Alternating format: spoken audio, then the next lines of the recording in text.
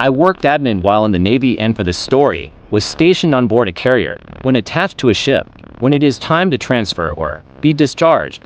It happens that the next port you pull into, the Navy then provides you with transportation to the nearest airport and gets you to your home of record or to your next destination tour of duty. In this case, the devil incarnate was getting discharged. He had everyone sold on the idea he was a good guy. Being the newest, I saw right through him and knew to stay away from him. One evening, as it was getting closer to his departure, one of my subordinates told me that he was owed money by this guy. I paused and asked, "How is he going to pay you?" He said by check on the payday just before he left. I told him to get the check from him as soon as possible and to sign it over to me. I would get it cashed for him. I already knew what he was going to do. He was a complete and total lot. He gave me the check and I immediately mailed it to my friend who worked in the same building as Navy Federal Credit Union at Pearl Harbor. I asked my friend to immediately deposit the check into my account when she got it. It worked. The check cleared. But after a week or so after he left, we started getting letters from places all down the coast of California about his bounce checks.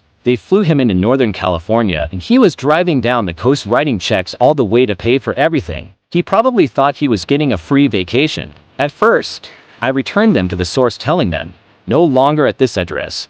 But when I saw what he was doing and more kept showing up, I asked everyone to save the mail for me and I would take care of it. I worked night shift when things were slower and nobody was around. I created a template on the computer and very nicely told the places that were asking for their money that he had moved and if they wanted to get in contact with him to please contact him at his new address. Any more letters concerning him would be returned to sender. It worked. All the letters stopped coming to us. And since most young personnel joined right out of high school, all those letters went to his parents' house with an easy to look up phone number.